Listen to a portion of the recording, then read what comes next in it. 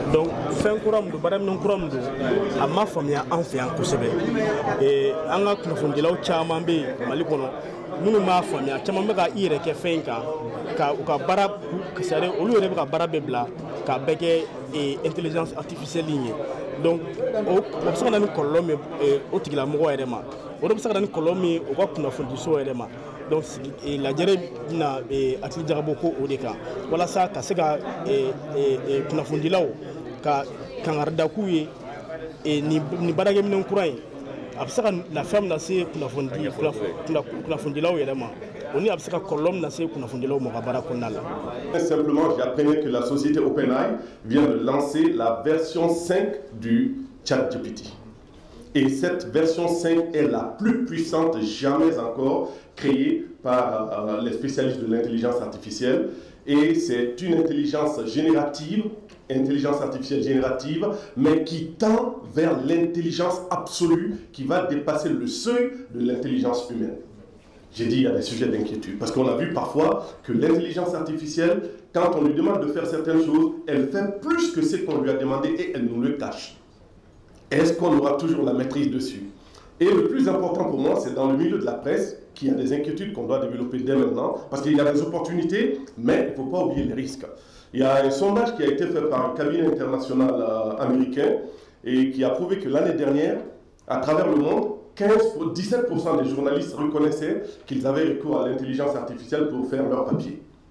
Mais de janvier 2025 à juin 2025, donc les 6 premiers mois de cette année, ce chiffre est passé de 17% à 53%. Et c'est inquiétant.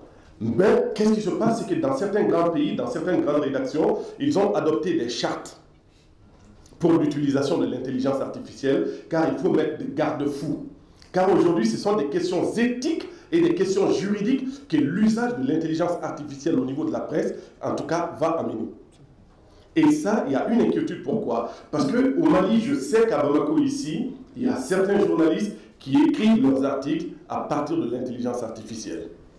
Mais qui écrivent souvent plus de 80% de leurs articles à partir de l'usage de l'IA, ce qui n'est pas conseillé. Parce qu'ailleurs, les chartes qui ont été adoptées dans certains pays occidentaux ont dit qu'aucun journaliste ne doit dépasser plus de 15% d'apport de l'IA dans le cadre de la rédaction de ses papiers. Mais même si vous utilisez 1% seulement, vous êtes obligé de signaler que cet article a été rédigé grâce à la contribution de l'intelligence artificielle.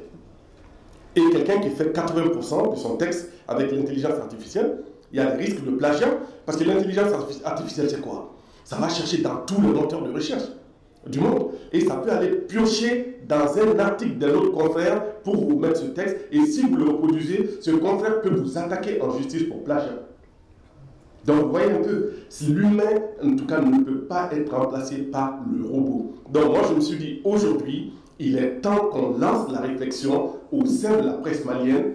Qu'est-ce que nous faisons de l'intelligence artificielle?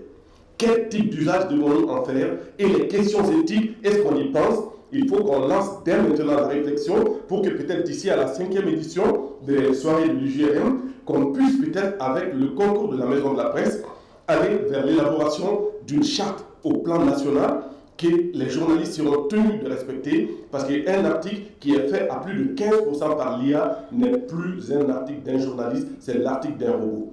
Je ne veux pas trop entrer dans les détails, on aura l'occasion de le voir tout à l'heure à travers la présentation que j'aurai à faire.